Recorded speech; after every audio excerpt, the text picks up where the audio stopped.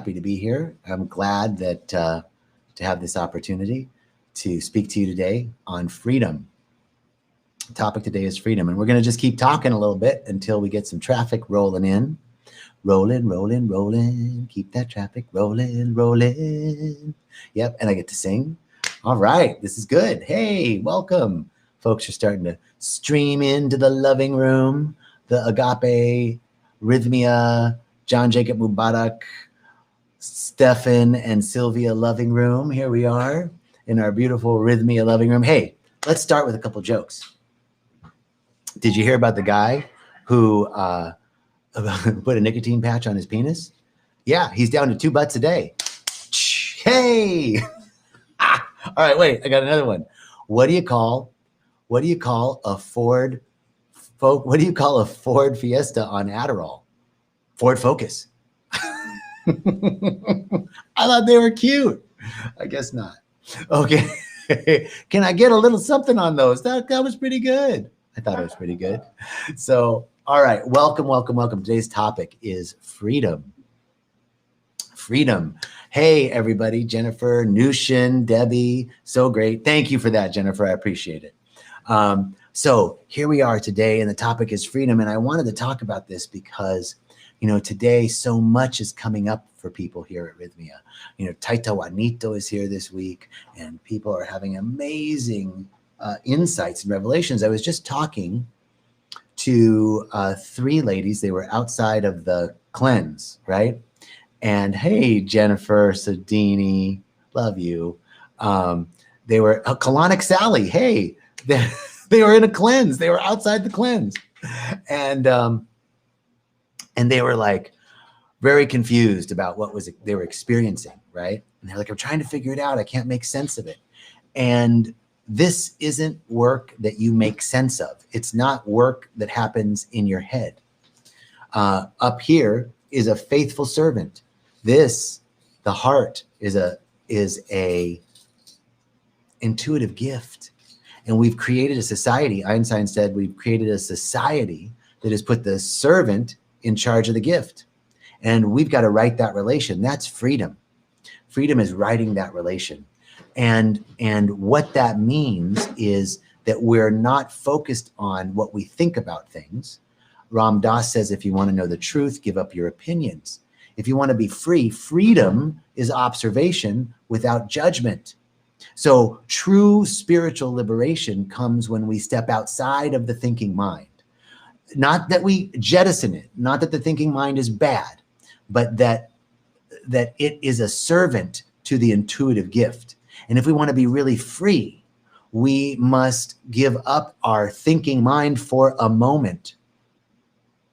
And then from that place of deep knowing, then the analytic mind can be of service to the truth, right? But when we're stuck in our heads thinking about it, trying to figure things out, trying to make sense of things, sometimes we don't get clarity that way. Clarity comes in a different way. Clarity comes from being in flow, being in the groove. One of my favorite teachings is called Freedom in the Groove. And freedom in the groove is an expression from music, right? It's like from jazz. And so it really exemplifies what I'm talking about, that you have to be both in your heart, in the unknown, and let your mind work as well. So the example is in freedom in the groove in jazz, you got to study. You got to know music theory. You have to know key signatures and scales, right? You have to know some stuff. You can't just go in there and improvise. There has to be some structure. And not only that, if I'm going to jam with you, I've got to know, a key signature. I got to know the time signature. I got to know the order of solos. I got to know the header. There's some stuff I have to know. But inside of that structure, infinite opportunities, infinite possibilities, improvisation, flow, freedom occurs within structure. So true freedom, our true liberation comes from us stepping outside of our thinking mind and creating a place for a divine idea to emerge. And then when that divine idea, that insight, that download, that revelation, when it occurs, then we use our analytic mind to midwife that idea into existence. But there is some magic, there's some alchemy that must occur before that can happen. And that magical thinking, that alchemical thinking, is the thinking that has us write our relationship to reality. And it comes from working with our intentions, working with our vision, working with our dreams and our aspirations, working with them, making them real, making them more real than the opposite, right? And because what we think about, we tend to bring about. What we think about, we bring about. That's a law. So this alchemical thinking, this freedom, first we must step off the hamster wheel of thought. We have to step into a deep meditative state. Being in a deep meditative state allows us to see reality with a capital R, to see that which is unchanging, that which is eternal, that which is real. And then that allows us to see the truth. And it's from that place that real thinking occurs. It's from that place that real imaginative and magical thinking occurs, because it's coming from the unknown. There's a realm of knowledge, a dimension of knowledge that says, this is what I know, right? Like, I know that I can play the piano. I know that I don't know how to play the saxophone, right? So there's what I know, there's what I know I don't know, and then there's a whole greater realm of knowledge of what I don't know I don't know. That's the realm, that's the dimension of wisdom and knowledge where real insight and revelation come from. That is new thought. That's coming from a realm outside of what we know. That's where real creativity, that's where real freedom emerges from. And as we create a space, we create this structure through meditation for that to emerge within us, then we get the insight and the download, and then we can use our analytical mind to help us midwife that into existence. How do we do that? We do that through the technology of intention, through the technology of affirmation, through the technology of repetition and positive thinking. Not positive thinking, but affirmative thinking. When we're, because I can be positive that shit sucks, right? But I'm affirming the truth that there's one source, one power, one life. Everything is unfolding for my good. Everything is happening for me. It's not happening to me. Hey, Danny. Hey, Dinah. Hey, Hasmik. Hey, Shelly. Nushin, thank you so much. So it's from that realm of the unknown where we can grab this knowledge and or receive this knowledge. And then we do our work. Then we do our work with visualization. I got the vision. Now I'm going to work with that vision. I'm going to sensorize it. I'm going to turn it into the 5 senses. How does it feel? How does it taste? How do I feel moving through it? Okay? You really want to get a sense of it. This is where you start to use your analytical mind to midwife or to husband the vision that you received from the realm of the unknown, the vision that you received from the infinite realm of all things possible. That's the quantum field of the unified field of quantum physics. And that is the realm of the divine in the metaphysical. So from that place, then we can, hey, Veronica, then we can begin doing our work. Because here's the thing. You and I and everybody on this planet, everybody who ever lived and everybody who ever will live, is a unique iteration of a unified whole. Individual, the word individual means undivided from the whole. Individual means undivided. That's the root of the word. So we are all unique, undivided, and yet autonomous individual expressions of a greater whole.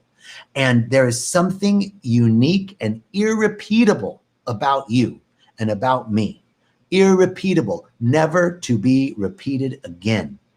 So if you don't leave your signature, your energetic mark on this planet before you leave, it will never, ever be expressed. There'll never be another opportunity for it to be expressed as it could have been expressed through you. George Eliot, a wonderful author, once said, there's no word sadder in the English language than what could have been. And it would be very sad if you left this planet without leaving your energetic mark, without fully expressing your gifts and talents, your capacities, your insights, your wisdom. That's what we're here to do. And we're here to do it in a loving manner. We're here to perfect our loving. We're here to become more loving in our hearts, more loving towards ourselves, more loving towards others. We do this when we're fully expressed. Because when we are stymied, when we're living in a life where we feel confined and trapped, it's hard to be loving to ourselves, and it's hard to be loving to others. When we are living the life that we love better than we could imagine, it's so easy to be generous to others. It's so easy to be compassionate towards others. It's so easy to be loving towards ourselves. So let's go back. Let's review what we talked about. Freedom occurs within structure. The structure that we want to create is a meditative structure in which we can look at reality with a capital R, look at the unchanging, and to dive into the realm of the unknown, the realm of what we know, what we don't know, we don't know. Completely new thinking. We create a space in our awareness through deep meditation, through our spiritual work, through prayer, through plant medicine ceremonies, through breath work, through our movement and exercise. We create a space in our contemplation. We create a space for a divine idea, an idea direct from the infinite mind to emerge within us. We catch that vision, and then we work with that vision. We say yes to it. We give thanks for it, and then we sensorize it. We bring it into the realm of our senses. So we're preloading for our mind. We're preloading that vision. How does it feel? How does it taste? Who am I? What am I wearing? How am I walking? Who am I interacting with? What am I feeling? Am I in awe with life? Am I caught by the wonder and awe of the mystery and magic of life? You know, that's how we want to be walking down the street. Wow, look at that. There's a whole universe in a speck of dirt. Oh my God, right? Here's the truth. Schizophrenics, actually, they're seeing what we see on plant medicine, right? Because their filter, that thing that keeps them locked in like we are, in the attractions of our physical, or in the entanglement of our physical attractions, right? I'll speak for myself. I'm so attracted to this physical world, to the physical sensations, right? We get mired in confusion that this is real. I can touch it, I can taste it, I can feel it. We think this is real, but it's changing, it's ephemeral. What's real is unchanging, right? So as schizophrenics aren't entangled in physical attraction, they're seeing the other worlds, and we call them crazy, right? But their filter, their block, that thing that blocks them from seeing, it's not there. Now, in ceremony, in meditation, we kind of remove that blockage too. And then we can see beyond what the eyes can see and hear beyond what the ears can hear. Reverend Michael says, we're going to see the invisible, hear the unhearable, the inaudible, and do the impossible. Wow, that's a powerful statement. Thank you, Reverend Michael. Thank you, Karen. It is inspiring. Yes. So we want to attune ourselves to hearing beyond what the ears can hear and to seeing beyond what the eyes can see, so we can do beyond what we think is possible. And that is magical thinking. And we do that by catching that vision and then working with that vision daily in our prayer work, in our meditation, in our affirmations, that we're constantly working on seeing that through, on feeling it. We don't have to know how. Let the how be the wow, right? We don't have to know how it's going to occur. The how is not our business. What is our business is that we are paying close attention to our vision, to what we have received. And that is called alchemy. That is called magic. What is alchemy? The idea of alchemy is that you can convert, you can transform a base metal, lead, into gold. Well, let's just make that metaphorical. We are transforming the leaden thoughts, the heavy thoughts of not enoughness, fear, doubt, worry, I can't do it. I'm not enough. I'm not good enough. I'm fat. I'm ugly. I'm not smart enough. All of those heavy thoughts, we can transmute them into the golden light of awareness, of the reality of the truth, the immensity of who we are. Wow. I'm digging this. Are you guys digging this? I'm digging it. I need to remember this. I'm going to have to listen to it when I get done. I need to remember this, right? The truth of who we are is greater than we could ever imagine. It was said that the soul is not in the body, but the body is in the soul. What does that mean? It means that this configuration of who we are is just part of the spectrum of our fullness of our being. Think about a spectrum of light. Red, right? You've got visible red. There's a range in the spectrum of light called red that we can see. And then there's infrared and ultra red and ultraviolet and all of that stuff, right? That's a whole realm of the invisible to the human eye, but it exists. We are like that. There's this visible portion of us. And then there is that energetic spectrum of who we are that is way bigger, the immensity of who we are. That is what we are tapping into when we begin to think magically, when we begin to think alchemically, by working with our affirmations, by 5 sensorizing our vision. How does it feel? How do I feel now that it's already done? Let me just preload. I have a vision, and my vision is that I'm getting to speak and teach and deliver my gifts and talents. I don't know what that looks like. I don't know if it's speaking at Rhythmia. I don't know if it's speaking at other places. I don't know if it's writing a book. I don't know, but that's my vision. Now, let me see. I'm doing that. How does it feel? Oh, wow. I feel in awe with life. I'm like amazed that this is my life, that this is what I get to do. And the wonder of life, that it was an idea that I had and it came to reality. Wow. I'm so enthralled with that. I'm in such gratitude. I'm in such gratitude and awe and wonder. Oh, wow. And you know what? I feel really accomplished. I feel accomplished. I feel good, like that I'm doing what I was meant to do. Like, this is the kind of thinking that I want you to engage in when you start thinking about your vision. So your vision is a energetic expression.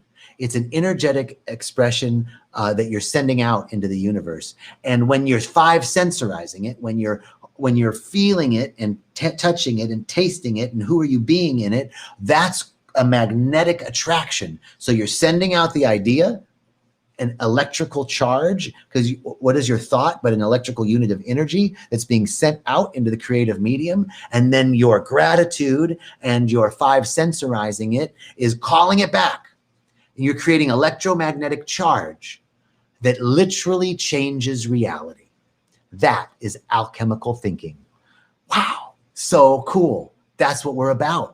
That's what we're here to do. You can do it here at Rhythmia with some plant medicine ceremonies. You can start now with meditation, with fellowship, with sacred study. You can take some classes. You can meet with people. You can read a good book. What are you doing? What are you doing to bring this vision to life, right? You can do all these things that are in your spiritual tool bag, your spiritual gig bag, right? And it is in this process of catching that vision, 5 sensorizing it, and living, preloading, working with it daily. It's not a one and done. You're working with it daily. And little by little, watch how your life transforms. That's it. That's it. Thank you all for your beautiful comments. Darian says, sometimes I feel like I'm God. Okay, great. Great. Here's the deal. You are, but not like, we got to be real about this. You are, we say that that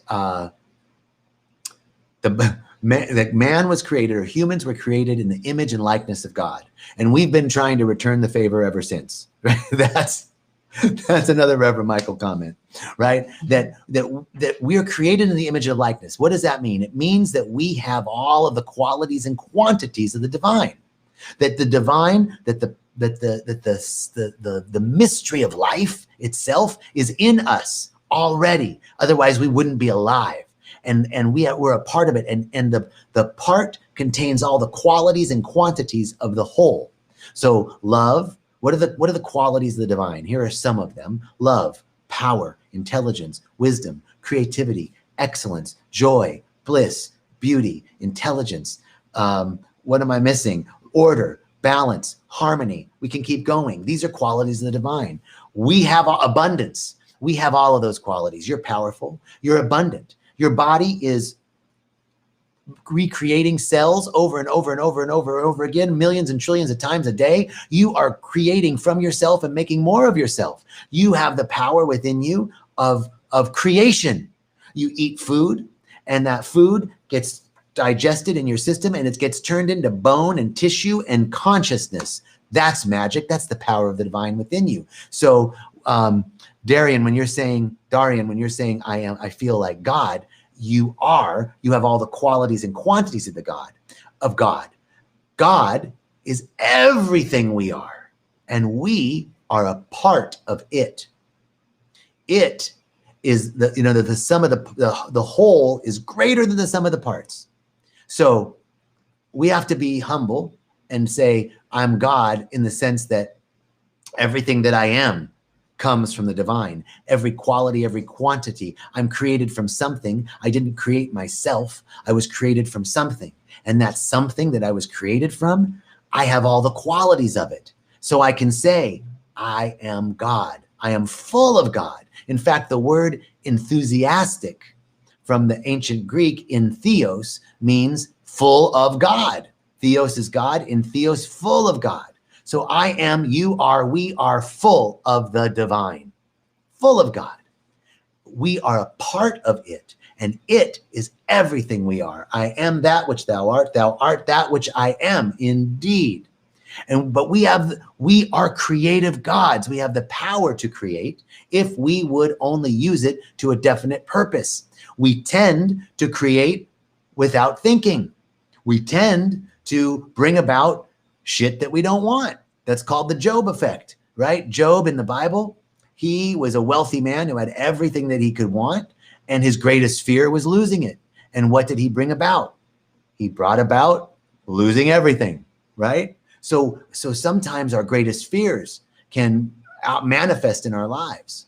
Sometimes things happen to us because we're here to learn a lesson. Our higher self will cause something to happen as a lesson. Sometimes something happens, and on the other side of it, it's a blessing. We would have never wanted to go through it, but we went through it, and now it's a blessing. Sometimes things manifest in our life because of a collective consciousness, a race consciousness. They manifest because of a collective way of being.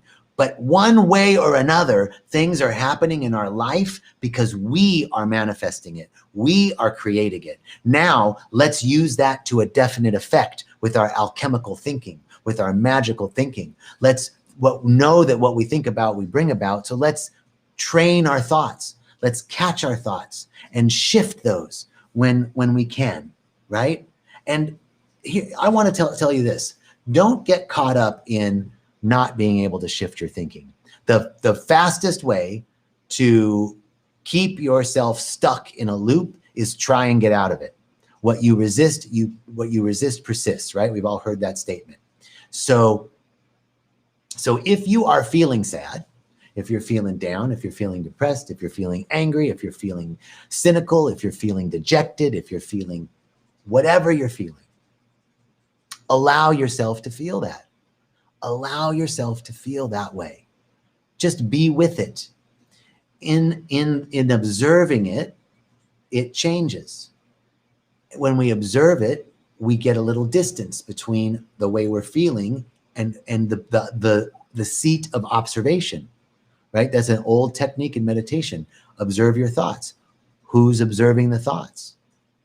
Who's observing the observer? These are beautiful questions of contemplative meditation.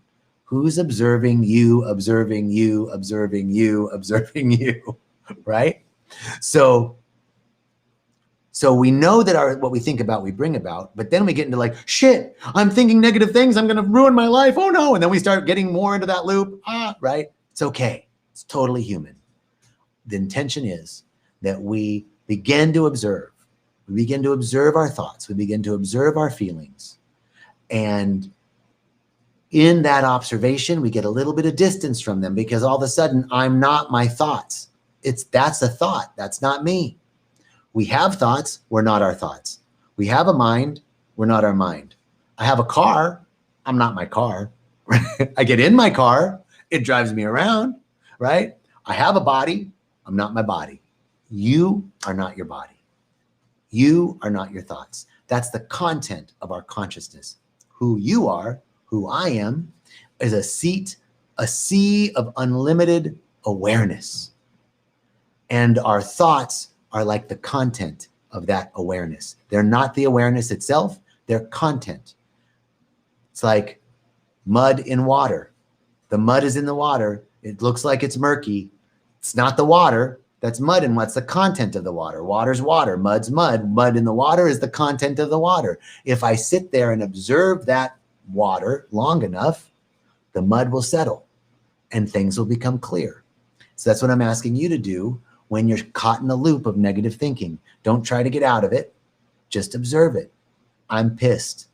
I'm angry. I'm frustrated. I'm overwhelmed. I'm tired. I'm sad. I'm lonely. I'm happy. I'm joyful. I'm blissful. I could think of a million things that I probably shouldn't say on this Facebook Live. Anyway, so just observe. In the act of observation, freedom emerges. So that's another freedom technology.